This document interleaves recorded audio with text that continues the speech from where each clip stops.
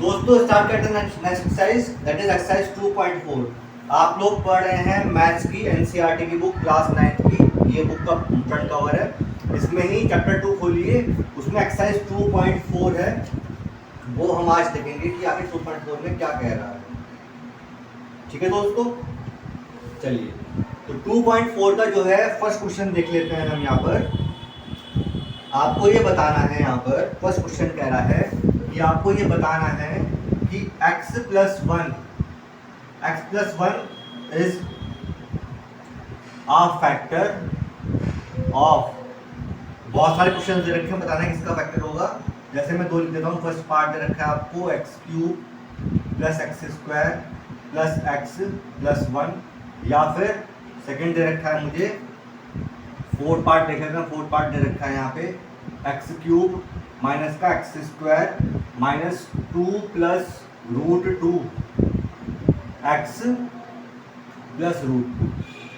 दोस्तों फैक्टर अगर कोई चीज़ है तो मैंने बताया था आपको, क्या मैंने आपको बताया था कि जो है अगर फैक्टर की बात करता है तो उसमें जो है दो चीज़ होती हैं कि या तो जो है रिमाइंडर 0 आ जाए, या तो जो है रिमाइंडर 0 आ जाए, वरना एक तरीका क्या होता है वो भी आप देख लीजिए। रिमाइंडर अगर आपसे एग्जाम में पूछ रहा है कि चेक करो कि फैक्टर है using remainder theorem, using division method या रिमाइंडर थ्योरम, तो आपको मतलब जो चौक जाना है, वहां पर आपको समझना है कि आखिर वो बात किस चीज़ की कर रहा है। दोनों अलग अलग चीज़ें हैं, ठीक है, दोनों अलग चीज़ें हैं। जब भी चेक करना होता है फैक्टर तो दो मेथड हमारे पास आते हैं। क्या? एक तो आता है डिवीजन मेथड, एक तो आता है डिवीजन मेथड, ठीक है। एक आती है रिमाइंडर थ्योरम, एक आती है रिमाइंडर थ्योरम। क्या मतलब है दोनों का? इस मेथड में हमें क्या करना पड़ता है, हमें डिवाइड करना पड़ता है। मुझे x प्लस 1 से डिवाइड करना पड़ेगा x³ plus x² plus x plus 1 को, और अगर रिमाइंडर 0 आ गया, रिमाइंडर 0 आ गया तो मतलब कि जो है ये इसका फैक्टर है। रिमाइंडर थ्योरम में क्या करना पड़ेगा, मुझे जो भी फैक्टर पूछा है पहले करूँगा मैं इसको इक्वल टू 0, यहाँ से वैल्यू आएगी इसकी माइनस का 1, और ये वैल्यू मैं पुट करूँगा किसमें, x³ प्लस का x² प्लस x प्लस 1 में, यहाँ पुट करूँगा वैल्यू में x की माइनस 1, और फिर जो निकल के वैल्यू अगर इसकी 0 आ जाती है तो कहेंगे कि जो है x plus 1 is the factor of given expression. एक बार और देखिए, जब भी पूछता है कि जो कोई भी चीज़ फैक्टर है किसी चीज़ की, जैसे यहाँ पूछा हुआ है कि x प्लस 1 का फैक्टर है x³ plus x² plus x plus 1 का, तो आपके पास दो मैथड है, आपके पास दो मेथड है, एक है डिवीजन मेथड और एक है रिमाइंडर थ्योरम। जो डिवीजन मेथड है उसमें करना है तो क्या पड़ता है, हमें डिवाइड करना पड़ता है और चेक करना पड़ता है एंड में रिमाइंडर 0 आ रहा है या नहीं आ रहा। अगर रिमाइंडर 0 आ रहा है तो मतलब कि जो है फैक्टर है। सेकेंड मेथड में क्या होता है, जो भी जिससे डिवाइड करना है मुझे, पहले मैं करूँगा उसको इक्वल टू 0, वहाँ से वैल्यू आएगी x की माइनस 1 आया यहाँ पर, और ये वैल्यू पुट करूँगा मैं गिवन एक्सप्रेशन में जिसको मुझे चेक करना है।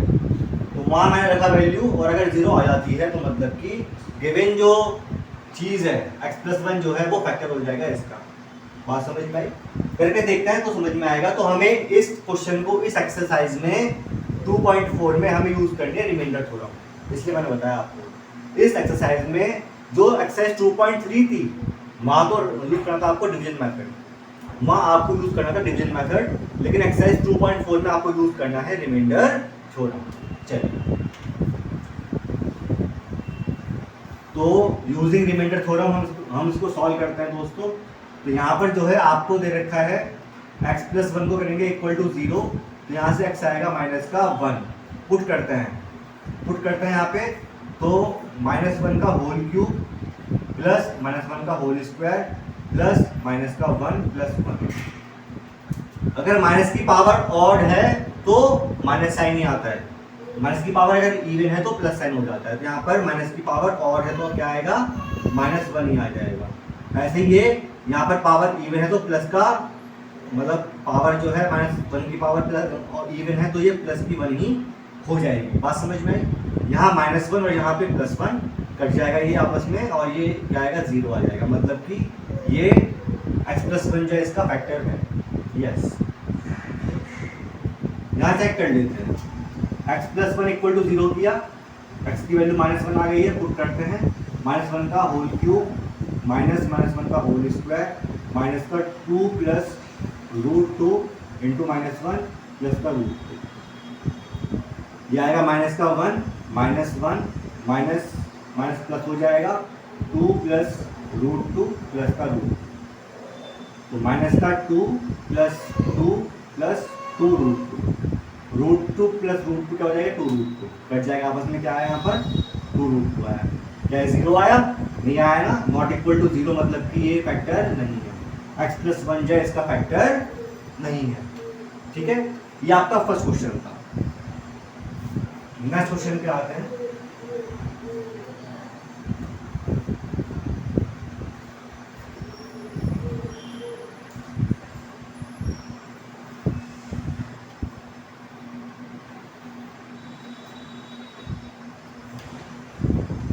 आपको बोल रहा है कि use the factor theorem, factor theorem हो या बोले रिमाइंडर थ्योरम, बात एक ही होती है। फैक्टर थ्योरम हो या बोले रिमाइंडर थ्योरम, बात एक ही होती है।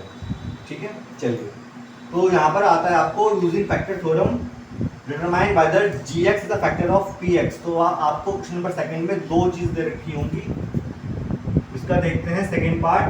आपको दे रखा है यहाँ पर जो px है that is equal to x³ plus का 3x² प्लस का 3x प्लस 1। ठीक है, और gx दे रखा है यहाँ पे कितना, gx दे रखा है यहाँ पे कितना, x प्लस 2। तो ये पूछ रहा है यहाँ पर कि बताइए कि क्या gx जो है, क्या gx px का फैक्टर है, क्या ये इसका फैक्टर है, यूजिंग फैक्टर थ्योरम या रिमाइंडर थ्योरम। दोस्तों फैक्टर थ्योरम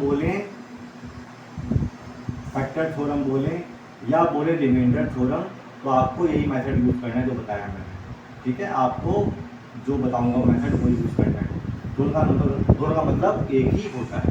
ठीक है, चलिए, तो यहाँ पर जो है करना क्या पड़ेगा मुझे, पहले मैंने x प्लस 2 को इक्वल टू 0 किया, तो x कितना आ गया, -2 आ गया। अब मुझे p में रखना है वैल्यू -2, तो यहाँ पर है इसमें वैल्यू पुट करनी है -2 और चेक करना है रिमाइंडर 0 आएगा या नहीं आएगा। तो -2 का होल क्यूब प्लस 3 इंटू -2 का whole square plus 3 into -2 plus 1, तो ये आएगा माइनस की पावर ऑड है, माइनस साइन आ जाएगा, 2 की पावर 3 इज 8 प्लस माइनस का प्लस 3 माइनस की पावर इवन तो प्लस हो जाएगा, 2 का स्क्वायर 4 हो जाएगा, प्लस माइनस 6 प्लस 1 माइनस का 8 plus 12 -6 plus 1।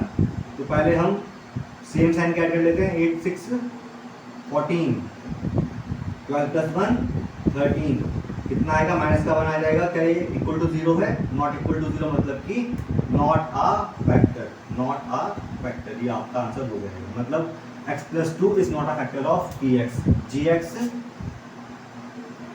Is not a factor of px, ये आपका आंसर हो जाएगा। क्यों, क्योंकि रिमाइंडर जो है 0 इक्वल नहीं आया है, रिमाइंडर 0 इक्वल नहीं आया, इसलिए gx जो है px का फैक्टर नहीं है। ठीक है, करते हैं नेक्स्ट क्वेश्चन दोस्तों, करते हैं नेक्स्ट क्वेश्चन।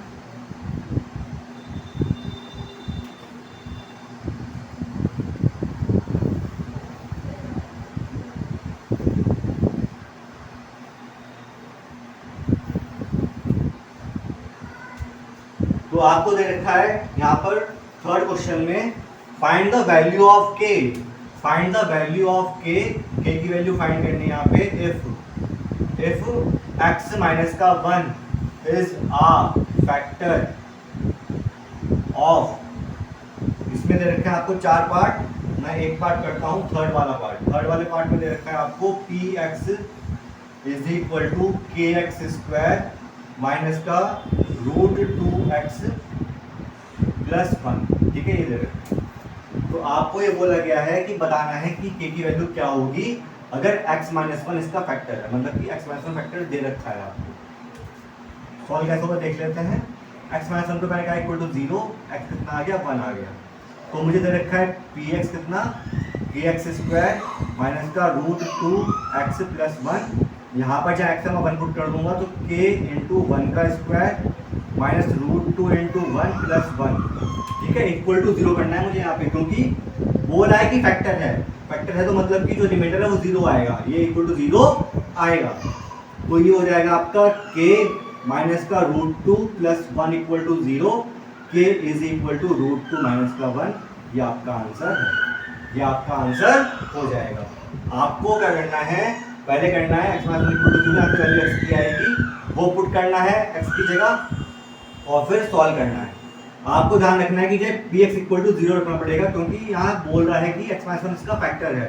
फैक्टर अगर है तो वैल्यू पुट करने के बाद इसकी वैल्यू 0 होनी चाहिए, तभी k की वैल्यू आ पाएगी। बात समझ में आ रही है? चलिए देखते हैं इसमें क्वेश्चन क्या बोलता है अगला वाला। उम्मीद करता हूँ कि आपको समझ में आ रहा होगा। कोई दिक्कत अगर आपको आती है तो प्लीज़ मुझे कमेंट करिएगा, आपको कमेंट के माध्यम से जवाब पूरे मिलेंगे, ठीक है? लेकिन प्रैक्टिस करनी पड़ेगी आपको, ये मेरी आपसे रिक्वेस्ट है कि प्रैक्टिस मत छोड़ना, बिना प्रैक्टिस के कुछ भी नहीं है। 4th क्वेश्चन देखते हैं। बोल रहा है फैक्टराइज, फैक्टराइज बोल रहा है, किसको करना है मुझे फैक्टराइज? इसमें भी मैं एक पार्ट करके दिखाता हूँ आपको। जैसे थर्ड वाला पार्ट मुझे फैक्टराइज करना है यहाँ पे 6x² प्लस का 5x माइनस का 6, इसे मुझे फैक्टराइज करना है। तो क्या आंसर आएगा वो देख लेते हैं। दोस्तों मैंने बताया था आपको पहले भी, ये अगर आपने मेरी पहले वीडियो देखी होगी तो बता रखा है मैंने कि ये जो इक्वेशन है वो ax² plus bx plus c की फॉर्म की है। जब भी फैक्टराइज करना होता है तो मुझे a और c को आपस में मल्टीप्लाई करना होता है। यहाँ पर a कितना आ रहा है 6 आ रहा है, b कितना आ रहा है 5 आ रहा है और c कितना आ रहा है माइनस का 6 आ रहा है। तो a और c को मल्टीप्लाई करूंगा मैं आपस में, कितना आ जाएगा 6 मल्टीप्लाई बाय 6। साइन नहीं लेना मुझे, केवल वैल्यूज उठानी है। तो ये आएगा 36, कितना आएगा 36 आ जाएगा। अब करूंगा मैं इसके फैक्टर्स, प्राइम फैक्टर्स करते हैं। 2 1 2, 2 8 16, 2 9 18, 3 3 9, 3 1 3। तो मतलब कि 36 आ जाता है यहाँ पे। 2 multiply by 2 multiply by 3 multiply by 3। मुझे चाहिए 5, क्या चाहिए मुझे? 5 चाहिए। दोस्तों अगर मैं देखो यहाँ पर 9 को मल्टीप्लाई करूँ 4 से, 9 मल्टीप्लाई बाय 4 करता हूँ तो कितना आता है? 36 आता है, नहीं आता? और 9 माइनस का 4 कितना आता है? 5 आता है। मुझे फैक्टर्स को अरेंज करना है इस तरीके से प्लस या माइनस के द्वारा, जिससे कि वैल्यू b आ जाए, जिससे वैल्यू b आ जाए। तो अगर मैं 9 4 का करता हूँ तो वो आता है 36 और 9 माइनस 4 जो आता है वो आता है 5। तो उसका मतलब है कि यहाँ पर जो क्या लिखूंगा मैं इसको, ये आ जाएगा आपका 6x², जहाँ पर 5 आएगा 9 माइनस का 4x माइनस 6x² प्लस का 9x माइनस का 4x माइनस 6। कॉमन क्या आ रहा है इसमें? 3x आ रहा है। 2x प्लस का 3, यहाँ कॉमन आ रहा है माइनस का 2, 2x प्लस का 3, कॉमन पूरे में आ रहा है 2x प्लस 3, यहाँ बच गया 3x माइनस का 2। यही आपका आंसर है, यही आपका आंसर है, ठीक है? तो दोस्तों उम्मीद करता हूँ समझ में आ गया क्वेश्चन कैसे हुआ। ये एक बार और देख लो, अगर नहीं आया तो पहले मुझे निकालने वैल्यू a की, b की और c की, फिर मुझे करना है मल्टीप्लाई a और c को। कितना आया? 36 आया। इसके मैंने फैक्टर्स किए, 9 और 4 फैक्टर ऐसे आए हैं कि अगर मैं इसको मल्टीप्लाई करता हूँ तो आता है 36 और करता हूँ माइनस तो आता है 5, जो कि b के इक्वल है। तो जहाँ पर b था मतलब 5 था, मैंने 9 माइनस का 4 ब्रैकेट को ओपन किया, फिर मैंने कॉमन ले लिया इसमें से 3x, क्या बचा यहाँ पर 2x यहाँ बच गया और 3 यहाँ बच गया। सिमिलरली यहाँ पर 2 कॉमन लिया, 2x प्लस 3 बच जाएगा। पूरे में कॉमन क्या आ रहा है? 2x प्लस 3 आ रहा है, क्या बचा? 3 माइनस का 2 बच गया। ये आपका आंसर है। चलिए देखते हैं सेम एक्सरसाइज का क्वेश्चन अगला क्या कहता है। इसमें क्वेश्चन क्या कहता है अगला वो देख लेते हैं दोस्तों। उम्मीद कर रहा हूँ कि आपको समझ में आ रहा होगा सब चीजें। अगर नहीं आ रहा है तो प्लीज कमेंट करिएगा। इस एक्सरसाइज का लास्ट क्वेश्चन है, फैक्टराइज करना है मुझे, फैक्टराइज करना है मुझे। एक पार्ट करता हूं मैं, थर्ड वाला पार्ट। आपको दे रखा है x³ प्लस का 13x² प्लस 32x प्लस 20। तो मुझे ये फैक्टराइज करना है। दोस्तों मैंने बताया था आपको उसका तरीका, अगर आपने मेरी वीडियो देखी पहले वाली। जब भी ये एक क्यूबिक इक्वेशन है, क्योंकि इसकी डिग्री दे रखी है 3, ये एक है क्यूबिक इक्वेशन, डिग्री 3 दे रखी है, तो मुझे इसे फैक्टराइज करना है। तो पहले मैं पुट करूँगा वैल्यू यहाँ पर, ऐसी वैल्यूज पुट करनी है कि इसकी पूरे की वैल्यू 0 आ जाए। एक्स की वैल्यू मुझे वो चूज करनी है पहले कि इस, अगर मैं वो वैल्यू पुट करता हूँ यहाँ पर तो जो है इसकी पूरी वैल्यू 0 आ जाए। रखता हूँ मैं, अगर मैं x को रखता हूँ 0 क्या आएगा 0 plus 13 into 0 plus 32 into 0 plus 20। तो ये आएगा 0 प्लस 0 प्लस 0 प्लस 20, मतलब कि 20 आ गया। तो क्या ये इक्वल टू 0 है? नहीं है, तो ये वैल्यू काम नहीं कर रही, ये वैल्यू काम नहीं कर रही। दोस्तों जरा सोचो यहाँ पर कि जो है यहाँ पर जो है सब प्लस में दे रखा है, तो कोशिश करो कि जो है कि वैल्यू नेगेटिव में पुट करना, करके देखते हैं। अगर मैं रखता हूँ x को माइनस का 1, तो रखते हैं माइनस का 1 का whole cube plus 13 into minus 1 का whole square plus 32 into minus का 1 और प्लस 20। तो आएगा माइनस का 1 प्लस का 13 माइनस 32 प्लस 20। तो पहले करते हैं प्लस वाला 33 आ गया, फिर सेम साइन वाला 33 आ गया, कट के कितना आ गया 0 आ गया। इसका मतलब है कि ये इस वैल्यू पर इस पूरी की वैल्यू कितनी आ गई है 0 आ गई ना। तो मतलब कि x इज इक्वल टू 1 पे इसकी वैल्यू 0 आ रही है। इसका मतलब है कि 1 को उधर ले आओ कि x प्लस 1 जो है x plus 1 is a factor, is a factor, इसका जो है x प्लस 1 फैक्टर होगा। लेकिन मैंने बताया था आपको अगर इक्वेशन क्यूबिक है तो डिग्री हो गई 3, तो फैक्टर्स भी 3 आएंगे, फैक्टर्स भी 3 आएंगे। एक तो मिल गया मुझे x इक्वल टू माइनस 1 पे इसकी वैल्यू 0 आई ना, तो 1 को उधर लेके आओ तो जब माइनस का है तो ये प्लस में हो जाएगा ना। तो इसका मतलब है कि x plus 1 is the factor of given expression. लेकिन यहाँ पर फैक्टर 1 आया है। मैंने बताया था आपको कि अगर जो है पॉलिनोमियल क्यूबिक है, मतलब कि अगर आपको डिग्री 3 दे रखी है तो उसके फैक्टर्स भी 3 आएंगे। तो एक तो मुझे मिल गया, 2 और फाइंड करना है, 2 और फाइंड करना है, फाइंड करते हैं दोस्तों, 2 और फाइंड करते हैं। कैसे फाइंड होंगे? अब मुझे इसको करना है डिवाइड इससे, यहाँ पे काम आएगी डिवीजन एल्गोरिथम। तो x प्लस 1 से डिवाइड करना है मुझे किसको, x cube plus 13x square plus 32x plus 20 करते हैं डिवाइड। दोस्तों यहाँ पर जो है रखूँगा मैं x square into x is x cube plus का x स्क्वायर काटा, ये आएगा आपका 12x square plus 32x plus 20। अब रखा मैंने यहाँ पे 12 इंटू एक्स, तो 12x स्क्वायर प्लस का 12x काटा, कट गया, कितना आएगा 20x प्लस 20। यहाँ रखा मैंने 20, कितना आएगा 20x प्लस का 20 काटा, कट के 0 आ गया। इसका मतलब है कि अगले दो फैक्टर्स छुपे हुए हैं किसमें, यहाँ पर x स्क्वायर प्लस का 12x प्लस 20। अब करेंगे इसको फैक्टराइज बाय फैक्टर थ्योरम। करिए भाई, 20 का मुझे मालूम है क्या होता है, 10 टू द 20 होता है ना, और 10 प्लस 2 12 होता है। तो मतलब कि जो है जो 12 है वहाँ लिख दूंगा मैं 10 प्लस का 2 इंटू एक्स प्लस 20, क्योंकि 10 इंटू 2 इज 20 और 10 प्लस 2 इज 12।